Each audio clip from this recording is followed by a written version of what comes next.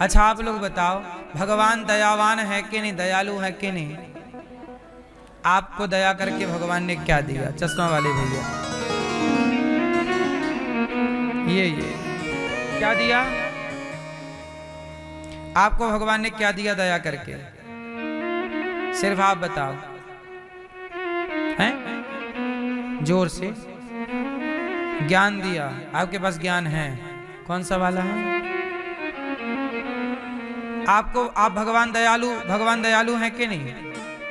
क्या की दिया आपको दया करके? आपको क्या मिला? ये भैया,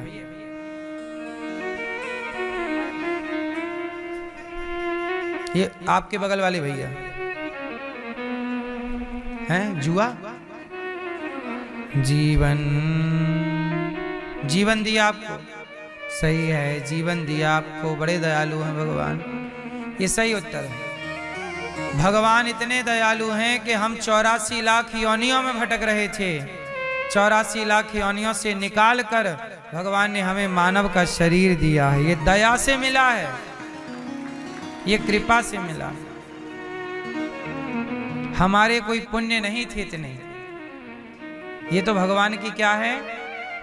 कृपा। कुछ चीजें आप लोगों को भाग्य से मिलती हैं, जैसे बेटा बेटी, सुख दुख, ये सब आपके भाग्य से है। पर कुछ चीज आपके जीवन में ऐसी हैं जो आपको कृपा से मिलती हैं। जैसे आज आप लोग वृंदावन बैठे हो, सत्संग कर रहे हो, ये आपके भाग्य में नहीं था, ये तो भगवान की कृपा हो गई तो आप लोग वृंदावन आ गए। ये भाग्य का खेल नहीं है। जैसे विभीषण को रावण ने लात मार के निकाल दिया, लेकिन जब राम की कृपा हुई तो विभीषण जी लंका के राजा हो गए। लंका का राज्य विभीषण को भाग्य से नहीं मिला, लंका का राज्य विभीषण को कृपा से मिला। एक होता है भाग्य, बोलो भाग्य, भाग्य, और एक होती है कृपा। तो भाग्य में नहीं था लंका का राज्य, ये राम जी ने क्या कर दी? इसलिए भगवान की कृपा जिस पर होती है वो सब कुछ असंभव भी संभव हो जाता है। कृपा ही असंभव को, इसलिए कृपा।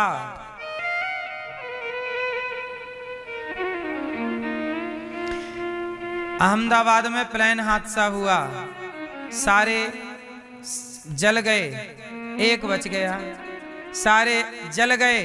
उसी विमान में एक यात्री बिल्कुल बच गया, बाल भी नहीं जला उसका, रोमा भी नहीं जला। हाँ या ना? भगवान जब कृपा करें तो मौत भी उसे मार नहीं सकती, आग भी उसे जला नहीं सकती, ये कृपा है। सारे मर गए थे, सबकी मृत्यु हो गई, पर एक बच गया। मानो भगवान ये कहना चाहते हैं, दुनिया वालों, जो मेरे आश्रित है, जिस पर मेरी कृपा है, वो कभी कहीं से भी गिर जाए कुछ भी नहीं होगा। अब प्रश्न ये खड़ा हुआ, तो कृपा एक पर क्यों हुई? सारे विमान पे हादसा जिन पे सब पे हो जाती, सब बच जाते बेचारे। तो इसका उत्तर ये है कि भगवान की कृपा स्वतंत्र है, कब होगी, किस पर होगी, ये कोई नहीं जानता। सब कृपा के अधिकारी तो नहीं है ना, बोलो, सब हैं। इसलिए कृपा, इसलिए आप लोग कहते हैं कि ये तो मेरे भाग्य का मैं खाता हूँ पीता हूँ, मेरे भाग्य में घर है, मेरे भाग्य में गाड़ी है, मेरे भाग्य में दौलत शोहरत है। किसी के भाग्य में दौलत शोहरत है साहब, ये भाग्य से दौलत मिल जाती है, बात सही है, लेकिन धन धान्य पद प्रतिष्ठा भाग्य से मिलती है, पर भगवान में मन तब तक नहीं लगता जब तक भगवान की कृपा नहीं होती। भगवान में मन लग गया, समझ लो कृपा हो गई, मन नहीं लगा, मतलब अभी तक कृपा, यही कृपा की पहचान है। मन भगवान में लग गया, कृपा है, नहीं लगा तो सब भाग्य है। इसलिए कृपा की ना होती जो आदत तुम्हारी, तो सुनी ही रहती अदालत तुम्हारी। इसलिए क्या लिखा है, श्री रामचंद्र कृपालु भजमन हरण भव भय। भगवान कैसे हैं? कृपालु, श्री रामचंद्र कृपालु भजमन। कृपा करके हम मनुष्यों को 84 लाख, हम तो नाली का कीड़ा बने थे, हम तो गिरगिट बने थे, हम तो 84 लाख योनियों में पड़े। कृपा हो गई, उठा के भगवान ने मनुष्य बना दिया। और मनुष्यों में भी ऐसा मनुष्य बनाया जो गंगा तट के वासी हैं, जो भारतवासी हैं। धन्य हैं हम सब लोग कि हम सब भारतवासी हैं। धरती आप घूम के आओ पूरी दुनिया। ये दास अनिरुद्ध ने अमेरिका को देखा, ऑस्ट्रेलिया को देखा, दुबई को देखा, हमने पेरिस को भी देखा और लंदन को भी देखा, इंग्लैंड को। इन देशों को देखा, लेकिन भारत से अच्छा हमें कुछ लगा नहीं। भारत की संस्कृति वास्तविक में सबसे श्रेष्ठ है। इसलिए आज भारत की संस्कृति को मिटाने का प्रयास किया जा रहा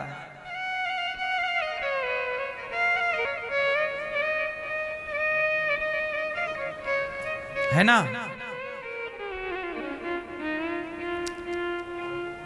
देखो भेष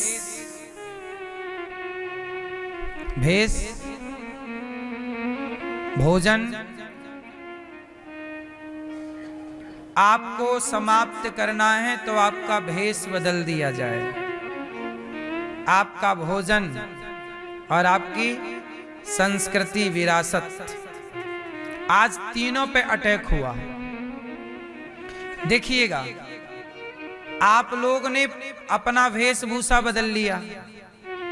आप लोग ना भारतीय कपड़ा नहीं पहनते, भारतीय पहनावा नहीं पहनते। आप लोग अंग्रेजों वाला कपड़ा पहनते हैं, हाँ या ना। अब jeans, T-shirt, pant, coat, ये भारत का पहनावा है? चलो बताओ, भारत का अपना पहनावा क्या है, ये भैया बताएंगे। आप ये भैया आगे, भारतीय पहनावा क्या है? आप कभी पहनते हो? फिर धोती कुर्ता संडे के संडे को तो पहनो। आपकी अपनी वेशभूषा कहां गई? आपकी वेशभूषा तो अंग्रेजों वाली है।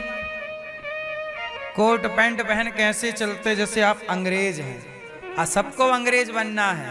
जिन अंग्रेजों ने तुम्हारी बहन बेटियों के साथ बलात्कार किया, जिन अंग्रेजों ने तुम्हारी बहन बेटियों को लूटा, भारत माँ को लूटा, तुम्हें वो अंग्रेज बनना है। जिन महापुरुषों ने जिस वेशभूषा को पहन करके देश को आजादी दिलाई, मुगलों से लड़े, शिवाजी लड़े, महाराणा प्रताप लड़े, उन महापुरुषों की वेशभूषा आपने भुला दी। अंग्रेज यही तो चाहते थे कि आप अंग्रेज हो जाओ, और आप हो गए अंग्रेज। वेशभूषा आपकी बदल गई। भारतीय वेशभूषा क्या है पता ही नहीं आपको। ये देखो, ये दास अनिरुद्ध ने आज भी, आपने हमें कभी पैंट शर्ट में नहीं देखा होगा। क्यों? सोचिए, आज भी कितना भी आधुनिकता आ जाए, पर हमने अपनी प्राचीनता को बचा रखा है ना। दूसरा, आप लोगों ने अपना खान पान विदेशी कर लिया। अंग्रेज मांस खाते हैं तो भारत के लोग बोले हम भी मांस खाएंगे। अंग्रेज पिज्जा बर्गर चाउमीन खाते हैं, हम भी खाएंगे। आप लोगों ने अंग्रेजों वाला पहनावा स्वीकार कर लिया, अंग्रेजों वाला खान पान स्वीकार कर लिया और अंग्रेजों वाली भाषा स्वीकार कर ली। अब तो भारत में हिंदी कोई बोलता है तो ऐसे लगता है कि वो एक नंबर का गंवार है। हिंदी बोलने वाले को गंवार समझा जाता है और इंग्लिश बोलने वाले को इंटेलिजेंट समझा जाता है। ये देखो, अब भारत के लोगों के पास ना भारत की अपनी भाषा रही, ना भारत का अपना पहनावा रहा, ना भारत का अपना खान पान रहा, तब तुम क्यों कहते हो कि भारतीय हो? भारत का रहने वाला हूँ, भारत की बात सुनाता हूँ, है प्रीत जहाँ की रीत, सदा मैं गीत वहाँ के गाता हूँ। मैं ये नहीं कहता कि अंग्रेजी ना पढ़ो, अंग्रेजी जरूर पढ़ना चाहिए, अंग्रेजी भाषा का ज्ञान जरूर होना चाहिए, लेकिन अंग्रेजी भाषा का ज्ञान हो पर अपनी मातृभाषा का सम्मान ज्यादा हो। अपनी मातृभाषा का सम्मान, और आज हमारी मातृभाषा ही खतरे में है। बच्चों को पूछा जाए कि बेटा, अब लोग राम राम नहीं सिखाते बच्चों को, राम राम, अब क्या सिखाते हैं? Good morning, good afternoon, good evening, good night. क्यों भाई, राम राम बोलने में क्या हर्ज है? भैया राम राम, भैया राम राम, जय श्री कृष्णा, राधे राधे, हरिओम। अब सब गायब हो गया, सब राम राम, हरिओम, जय श्रीमन नारायण, जय श्री कृष्णा, सब गायब है। अब क्या है? हाय, हेलो। भाषा समाप्त हो गई, अपनी भाषा खत्म, अपना खान पान खत्म। अब बच्चों को लिट्टी चोखा अच्छा नहीं लगता, गक्कड़ भरता अच्छा नहीं लगता। अब बच्चों को अपना दाल बाटी चूरमा अच्छा नहीं लगता। अब क्या अच्छा लगने लगा? पिज्जा चाहिए, पिज्जा, पिज्जा बुलवाओ, पिज्जा खाएंगे, बर्गर खाएंगे, चाउमीन खाएंगे। अपना भोजन अच्छा नहीं लगता, अब चूरमा अच्छा नहीं लगता। बोलो हाँ, अब विदेशी मिठाइयां अच्छी लगती हैं। बोलो हाँ। विदेशी महिलाएं मांग नहीं भरती तो भारत की कुछ माताएं बोलती हम भी मांग नहीं भरेंगे। अब मैयाएं हमारी मांग नहीं भरती, कुछ माताएं, कुछ तो भरती हैं, उनको प्रणाम। और कुछ मैयाएं मांग क्या भरती हैं? घिसनी ले आती हैं, घिस लेती हैं हल्का सा। एक मैया ने तो साइड में मांग भर रखी यहाँ। हमने कहा वाह मैया, कर दिया पति को साइड में।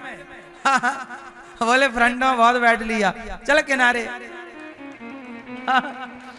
और एक मैया ने तो गजब किया, घिसनी से घिसा और दूसरी तरफ के बाल उठा के ढक लिया, कोई देखे ना कि हम शादीशुदा हैं। मांग भरने में शर्म आने लग गई है। और विदेशी महिलाएं ना अंग्रेजन यहाँ आती हैं और भारतीय कल्चर को स्वीकार करती हैं। मांग भरने लग गई, वो तुलसी की माला गले में पहनने लग गई, वो उनके छोटे छोटे बच्चे गीता पढ़ने लग गए और तुम्हारे बच्चे पोयम रट रहे हैं। तुम्हारी 3 चीजों पर अंग्रेजों का कब्जा आज भी है। भारत आजाद हो गया, आपको लगता है कि भारत आजाद हो गया? आज भी भारत में मातृभाषा संकट में है। बोलो हाँ। भारत का पहनावा खत्म हो गया। किसी नौजवान बच्चे से पूछ लो भारत का पहनावा क्या है, वो बता भी देर में पाएगा। भारत की भाषा खत्म हो गई, भारत का पहनावा खत्म हो गया, भारत का खान पान खत्म हो गया। और यही 3 वेश हैं।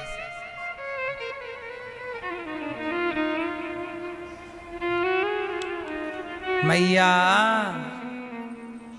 ये भारत पवित्र देश है। भगवान ने अवतार कहाँ लिया? आज एक पत्रकार भैया आए, बोले कि इतना बड़ा संसार है, भगवान अवतार भारत में ही क्यों लेते हैं? हमने कहा इस धरती पर जहां जहां भूमि है, पांव रखने की जहां जहां जगह है, वो सारी धरती कभी भारत की ही हुआ करती थी, अखंड भारत। दूसरा, भारत में ही भगवान अवतार इसलिए लेते हैं क्योंकि केसर कश्मीर में है। केसर को पैदा करने के लिए जलवायु सब जगह की अनुकूल नहीं है। ऐसे भगवान के लिए जो धरती सबसे अनुकूल है, वो धरती भारत ही है सबसे अनुकूल। तीसरा, जैसे इतना बड़ा भारत है, पर सारे सांसद कहां बैठते हैं? संसद भवन में। और संसद भवन में सारे सांसद बैठ करके भारत का प्रतिनिधित्व करते हैं, संचालन करते हैं पूरे भारत का। हमारे गांव में तो सारे सांसद आके बैठते नहीं हैं। आपके गांव में भी सारे सांसद आके नहीं बैठते। दिल्ली में विधानसभा में सारे सांसद जाके, वहां की सभा में सारे सांसद जाके बैठते हैं। उसी तरह ये भगवान की सांसद भवन, ये भारत भगवान का सांसद भवन है, जहां भगवान आके बैठते हैं और पूरी धरती का संचालन यहीं से करते हैं, यहीं से कंट्रोल होती है। इसलिए भारत ही विश्व गुरु रहा है, क्योंकि भारत सबकी मां है। भारत सबकी क्या है? सबकी मां। इसलिए भारत को माता कहते हैं। भारत क्या है? वंदे वंदे मातरम। भारत माता है, मात्र शक्ति। जननी जन्म भूमश्च स्वर्गादपि गरीयसी। दुनिया में अमेरिका को मां नहीं कहते, इंग्लैंड को मां नहीं कहते, चाइना को मां नहीं कहते, भारत को क्या कहते हैं? मां। इसलिए भारत माता की, भारत माता की। लेकिन आज भारत माता ना रो रही हैं। क्यों रो रही हैं? क्योंकि भारत के अपने हिस्से पर, जो भारत का कभी हिस्सा था, वो आज बांग्लादेश हो गया और वहां पर हिंदुओं को जिंदा जलाना स्टार्ट हो गया। क्यों? सही है। हिंदू जहां जहां कम हुए, वहां से या तो खदेड़े गए, या तो जलाए गए, या उनकी बहन बेटियों के साथ बलात्कार हुआ। जहां जहां घटोगे, वहां वहां मिटोगे। इसलिए कहता हूं, हिंदुओं का, अब लोग कहते हैं ना कि भारत में संविधान है। भारत किससे चलता है? ऐसा लोग कहते हैं। यदि भारत संविधान से, ये बात सच्ची है कि झूठी? भारत संविधान से चलता है, ये बात सच्ची है कि झूठी है? जोर से, किससे चलता है भारत? लोग कहते हैं भारत संविधान से चलता है। जो लोग आपसे ये कहें कि भारत संविधान से चलता, उनसे पूछना कि भारत यदि संविधान से चलता है तो कश्मीर से जब हिंदू खदेड़े गए थे, तब संविधान कहां था? तब संविधान कहां था? इसका मतलब है कि भारत संविधान से नहीं चल रहा है, भारत उनसे चल रहा है जिसकी लाठी, कल को आपकी संख्या घटेगी, विधर्मियों की बढ़ेगी, तो आप सब भी बांग्लादेश में जैसे हिंदू जलाए गए, वैसे भारत में भी जलाए जाएंगे। कौन कहेगा कि नहीं जलाएंगे? कौन गारंटी? किसी से लिखवा के लाओ कि ये गारंटी दे कि तुम्हें नहीं जलाएंगे। कौन देगा लिखित में गारंटी? इसलिए कहते हैं कि आपकी सुरक्षा आपकी भुजाओं में होगी। इसलिए कहते हैं कि अपनी बेटी को अभी से झांसी की रानी बनाओ और बेटे को शिवाजी बनाओ। जब मरने का टाइम आए तो ऐसे ही ना मरना, एक ने 100 को मारा, एक ने 100 को मारा। फिर कह गए कि हम चलते हैं, खुश रहना देश के वीरों, अब हम तो सफर करते हैं।